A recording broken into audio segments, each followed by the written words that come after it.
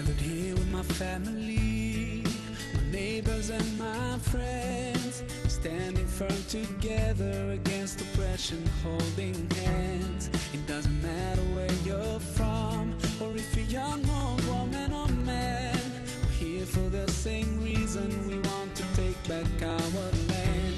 Oh God, thank you for giving us the strength to hold on. And now we're here together, calling you for freedom, freedom. No, you can hear our call. Oh, we're calling for freedom, fighting for freedom. We know you won't let us fall. Oh, we know you're here with us. No more being prisoners in our homes, no more being afraid to talk. Our dream is just to be free, just to be free. Now when we've taken our first step towards a life of complete freedom, we can see our dream getting closer and closer. We're almost there. Oh God, thank you for giving us the strength to hold on. And now we're here together, calling you for freedom, freedom. No, you can hear our call. Oh, we're calling for freedom, fighting for freedom. We know you won't let us fall. Oh, I can feel the pride in the air, and it makes me strong to see everyone standing together, holding hands in unity, shouting out loud, demanding the right for freedom. This is it, and we're not backing off. Oh God, we know you hear our call, and we're calling you for freedom, freedom. No, you can hear our call. Oh, we're calling for freedom, fighting for freedom. We know you won't let us fall. Oh, we're calling for freedom, freedom. No, you can hear our call. Oh, we're calling for freedom, fighting for freedom. We know you won't let us fall. Oh, we know you're here with us.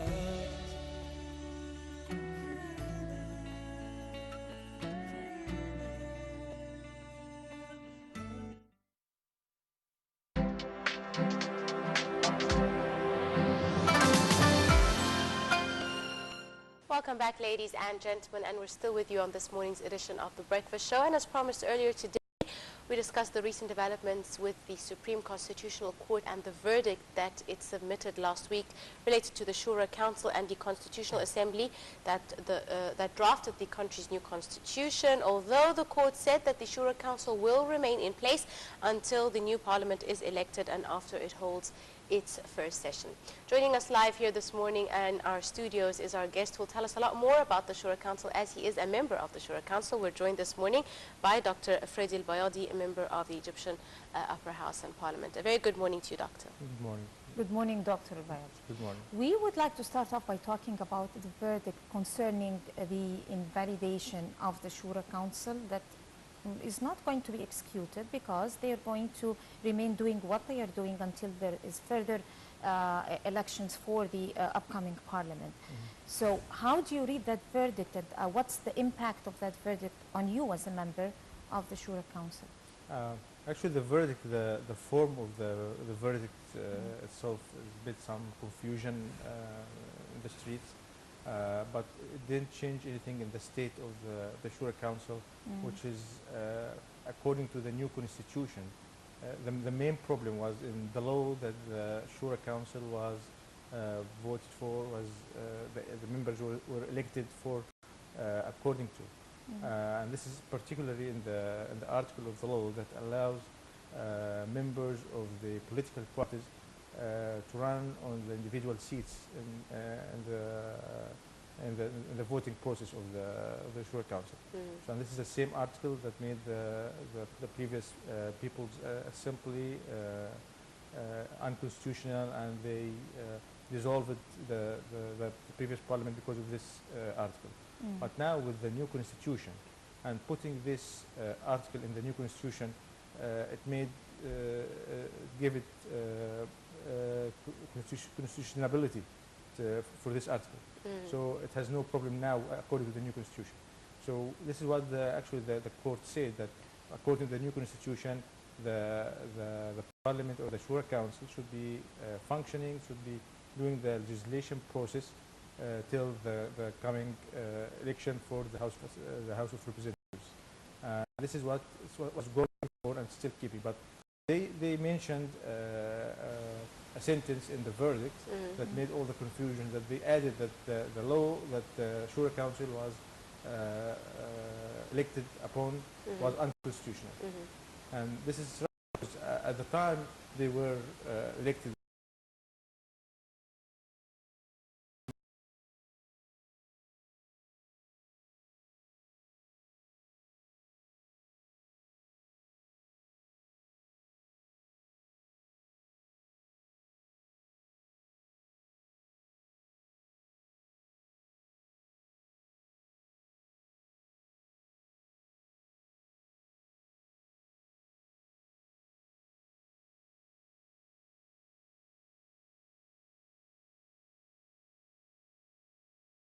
made the confusion, but actually it gave some confirmation to the legislation power of the Shura Council, because some people were doubting if the Shura Council should go for legislation or not. That's But the court affirmed this part and said that the Shura Council should keep legislation power till the election of the coming parliament. And this is what the new constitution says, and this is, though I don't agree for running or rushing into law making at this time, but according to the constitution, it has the full right to do the full legislation power, and this is what the court actually affirmed. Dr. Freddy, as a member of the Shura Council and an insider, I want to know how members of the Shura Council received this verdict. Was it expected by some of the members? And I'm sure there have been divisions and different factions of the Shura Council and representatives that took the verdict differently. So tell us a bit more, give us an insider view. Of course, it was a split of decisions. The majority of the people expected the Shura Council should keep working according to the new constitution. They didn't expect the exact form of the verdict, especially putting the sentence that the law was unconstitutional. This is what made confusion. Some people thought that the Shura Council would be dissolved immediately. But they put this sentence, but most of the people, they expected it because there is a new constitution, and the constitution got its immunity from the referendum when the people voted for the constitution. So this also takes us to the other verdict of the Constitutional Assembly that said that the law, the same thing, that the law that the Constitutional Assembly was chosen upon, or the measurements of them was not constitutional. But when you voted for a new constitution, now you give immunity to the constitution. We're not going to cancel the constitution now. This is what some people think, that we will cancel the constitution because the Constitutional Assembly formation was not constitutional. But still, when people go and vote yes for the constitution, you give power to the constitution. You legislate the constitution. Yeah, that's right. So most of the people, they expected that the Shura Council would keep functioning. Again, I'm going to add to Angie's question. I mean, from where we see that we're discussing now, we see that the Constitution is questioned for its legitimacy. The Constitution is in its own right.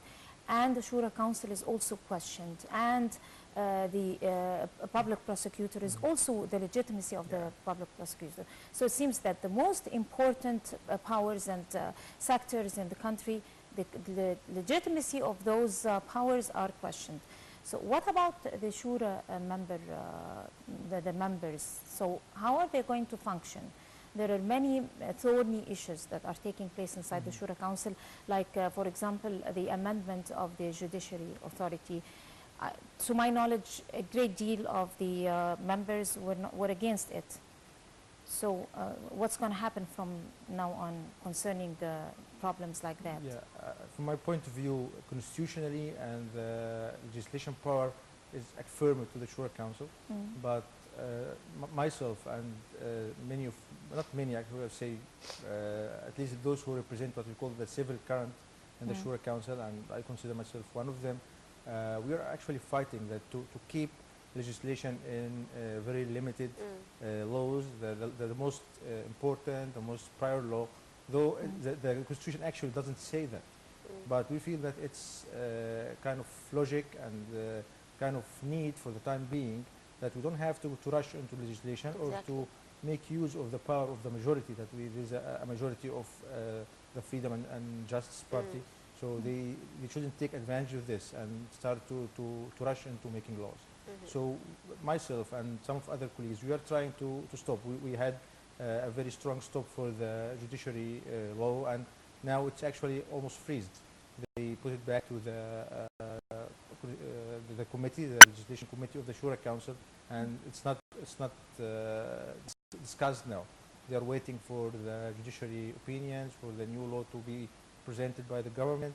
So we are trying to stop all the laws that we find that it's not necessary, it's not urgent to wait for the next member of the parliament. Or has it been overshadowed by the water crisis that emerged suddenly? No, That's actually why. before the water crisis, we stopped before the water crisis, and we were actually partially succeeded not to cancel the law, but we kind of freezed it. So it's now not discussed. It's actually we did this step before the water crisis starts, and we stopped it, and we did some things like changing the elections, the districts when they were trying Actually, Dr. Freddy, that does lead me to my next question. How about the draft law of the elections? This is another contentious issue that was under discussion in the Shura Council. Is it still under discussion, or has there also been a freeze with regards to the election law discussions? Yeah, you know that the law that is now back to the Shura Council for the second time. Right. So today we will start discussing the new amendments that the Constitutional Court suggested for the elections law. So there should be a process going on to present a new elections law, and hopefully this time, the third time, hopefully it works and it goes into the elections process. Right. Again, I'm going to build on Angie's question, which is the elections law that concerns many elements, like using the religious banners in, I mean, slogans in election campaigns.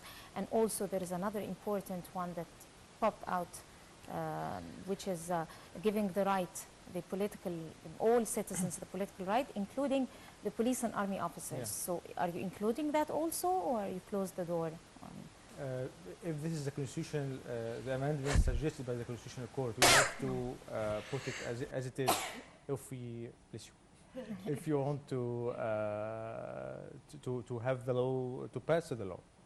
So this is what the Constitutional Court said. If we did anything different than what the Constitutional Court suggests, then the law will be back again to the Shura Council, and we'll keep this vicious circle going on. So if this is the opinion of the Constitutional Court, so we are actually obliged to follow it. So it's going to be executed. I mean, you're not going to discuss that, and it's not going to be negotiated. We cannot do it because it's the right of the Constitutional Court unless the Constitutional Court says something different. But till now, this is what the Constitutional Court said, and actually this is what made the problem and delay for the second time, because there were some suggestions at the first time by the Constitutional Court, but the Shura Council didn't stick to, and they were trying actually to go around it, especially out of the article of allowing those who didn't do the military service, especially those who were imprisoned during the... That's another important, very, very important, were imprisoned during their important. military service. The Constitutional Court said that they are not allowed to... What's going to happen about that important issue, which if you haven't been doing military service and there is a court verdict that would allow you to run for president? This is one also. So how is that formulated? It was not about running for president, it was running for the parliament. Parliament, Because it's for the elections, for the parliament elections. But also for presidency, they said so. We're If there is a we're not court verdict, discussing now it's the law okay. for presidential election, or all the discussion about the parliamentary elections. So actually, they were trying to give a chance to those who were in prison, especially the political, and most of them were from the Islamic parties, were in prisons during their military service, and actually it was not their choice.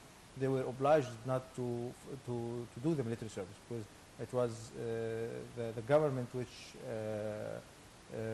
exempted them from doing the military service, but they were not officially exempted.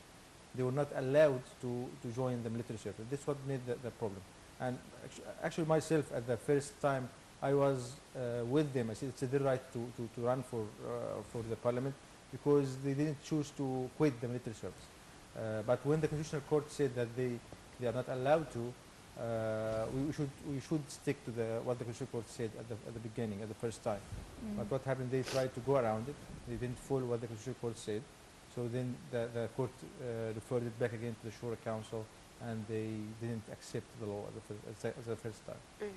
Dr. Freddy, I also wanted to ask you, so what are some of the other laws that are under discussion or are upcoming for discussion in the next few days or weeks, as the parliamentary elections are under preparation but not yet ongoing? There's an important law actually that's very important to many people. This is the NGOs law. This law actually is the first law to be presented by the President of the country to the Shura Council. So probably this will be in the following days. They will start discussing the NGOs law.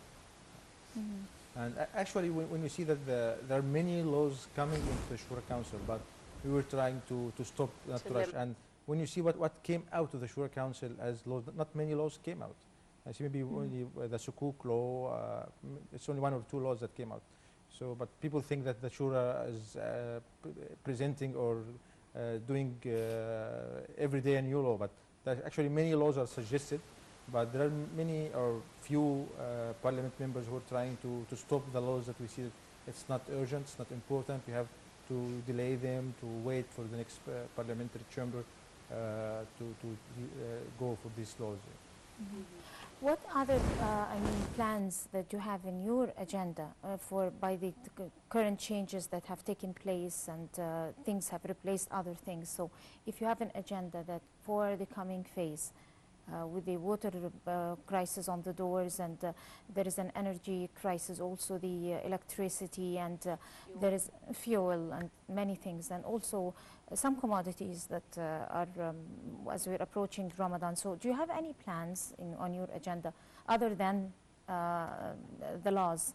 Yeah. We as members of the civil current MPs in the Shura Council, actually we're preparing for a conference next Tuesday about the water crisis, about the dam which was going to be built in Ethiopia. We're going to invite some experts to speak about the roots of the problem and what the results of the problem, how can we solve it. It's a kind of not legislation thing, but it's kind of awareness of digging into the roots of the problem and finding solutions for it. In the Shura Council, we as MPs, our role is to do legislation or to do some questioning to the ministers in charge. Exactly. That was actually going to be my next question. The Shura Council has that role it has the ability and the capacity and the power to question people in charge of certain portfolios, for example, ministers or heads of certain institutions. So with the whole issue of the water crisis and the proposed dam, etc., what role is the Shura Council playing aside from this conference in order to question the authorities, and what legislative power would you have as the Shura Council to put in some sort of law to help prevent this or deal with the repercussions of this dam? Yeah. Actually, it's to know in the new constitution, the gave the full legislation power to the Shura Council till the coming chamber is elected, but it didn't give the full supervision power. And this is really a weakness part in the constitution, because there is no full supervision power over the government. Who is doing the supervision? The House of... If you are not doing, then... Yeah, it should be for the House of Representatives. So now there is no House of Representatives. Now there's no actually full supervision power. Give only the full legislation power to the Shura Council, but not the supervision power.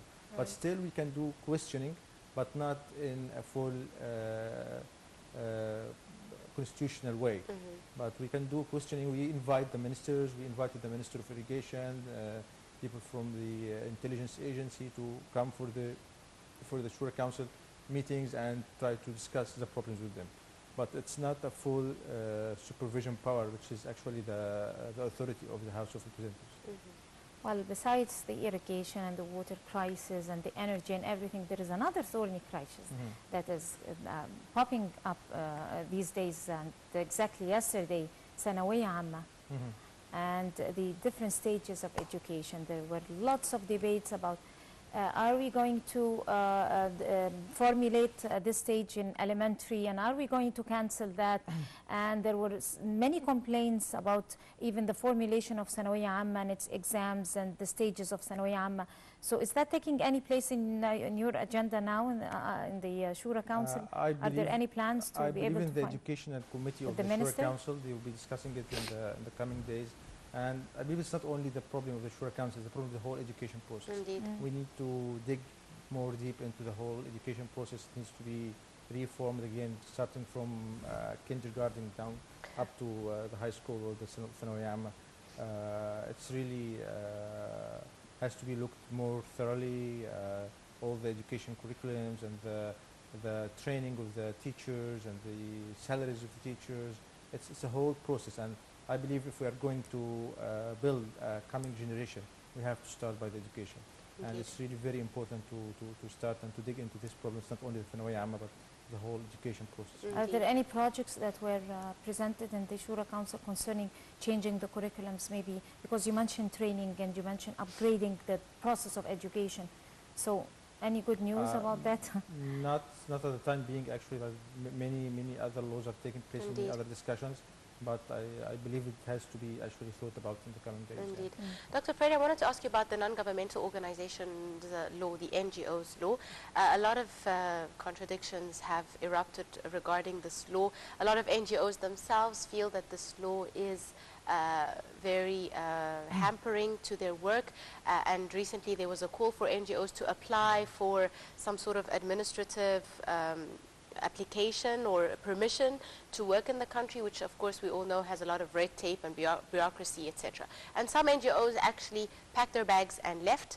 A lot of human rights groups are saying that the law is anti-human rights and it's very restrictive. So could you tell us a bit more regarding the discussions of the NGO draft law?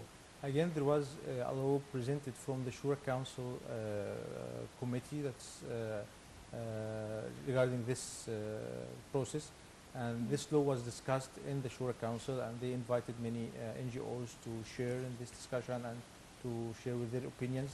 And then again we heard about a new law that's presented by the President of the country. We haven't got this law yet to the Shura Council. We didn't start discussing it, or we didn't see its articles. So we don't know actually what's there in the new law that's coming from the President.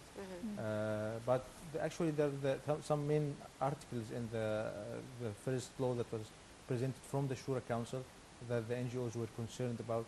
Like, for example, the article about international funding or external funding from getting funding from outside the country. There was a special article that it needs special permission to accept funding from other countries or foreign funding. They need a special permission from the government. Right. And actually they find it as kind of restriction, and it can be manipulated actually by the government by allowing some NGOs to receive funds and others don't receive funds.